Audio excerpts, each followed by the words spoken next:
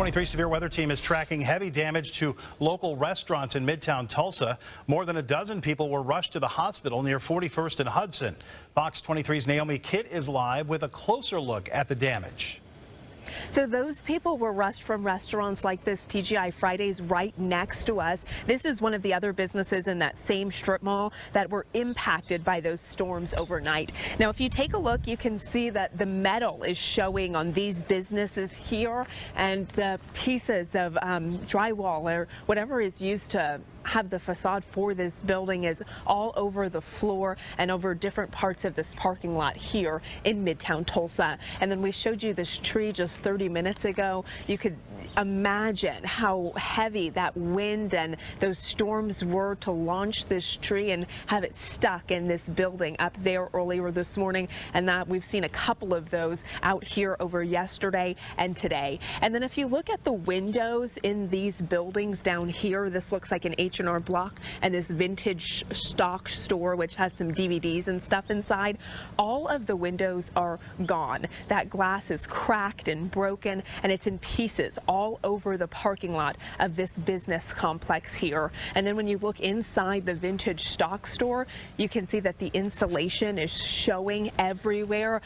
Some pieces of wires are hanging down from the ceiling, and then you can look all the way to the back of the store and see the sunlight outside because the roof was caved in. We showed you this view from the Fox 23 Skyview drone this morning and last night as well.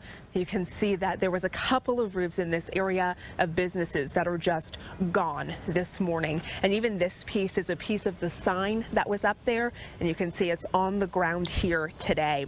We are going to continue to talk with people. The area has been pretty quiet this morning. Tulsa police have those streets blocked off, 41st from Yale to Sheridan. They don't want people out here because of this glass and some of the nails. It still is a dangerous area. So it's been pretty quiet out here, but we're going to try and talk with some people who may be still in the neighborhoods near 41st Street. We'll have another live update for you in the next half hour. Reporting live in Midtown Tulsa, covering news that matters, I'm Naomi Kitt, Fox 23 News. On the left side of your screen. So we're looking, this is 41st and Hudson. That's the intersection those power crews are working at right now. As we pan over to the left, you can see, looks like as we look over toward I-44, that's the Whataburger building right there, kind of in the middle of your screen. Beyond that, on the other side of the interstate, you've got the La Quinta Hotel where Hector is at. Academy Sports had a little bit of damage there. They've got tarps over their front doors. Now, as we swing back to the left, and we're looking a little bit further west down 41st Street, kind of looking straight north now, up toward Ricardo's, and there's Panera Bread on the corner. You get over into some really heavy damage in here at some of these strip center, right, especially on the south edge of that. That's TGI Fridays, just right in the middle of your screen right there. And then, of course, you can see PetSmart on the left side of the screen. And look at all the debris. That is why police have 41st Street just blocked off right now. There's no access to any of these businesses.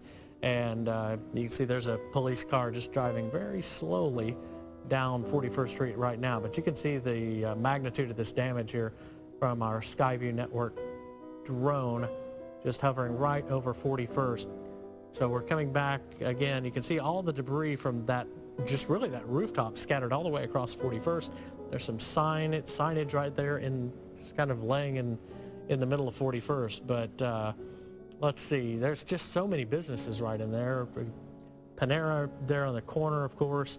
And of course, you can see those power crews busily working, trying to restore not power yet, but the infrastructure necessary, getting the wires up and the poles back up, things like that, before they can even re-energize the area. So that's going to be a long process to go through close to 41st and Yale. That's looking straight northeast. That's looking right up toward Bishop Kelly, and there's Skyline East Tower back over there too. So as we look down 41st Street toward Whataburger, you can see there's just debris everywhere. And at some of the level that we've seen right now, to me it looks like what we had strength-wise was probably a high-end EF1, maybe low-end EF2 tornado, looking at the level of damage and the kind of building that was damaged. So Right now, it kind of looks like high-end EF1, low-end EF2, somewhere around 110 to 120 mile per hour winds. Can certainly do that level of damage that we've seen here. You know, kind of what we've seen so far certainly makes me think maybe pushing up into that low end of EF2, some of the level of that damage. At either rate, it's just, you know, just measuring the strength of the tornado.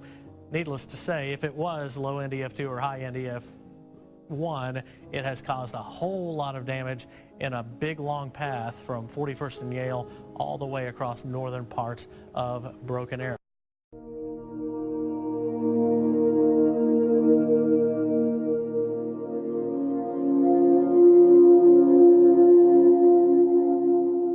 The National Weather Service has now confirmed a tornado touchdown on Maryland's eastern shore yesterday.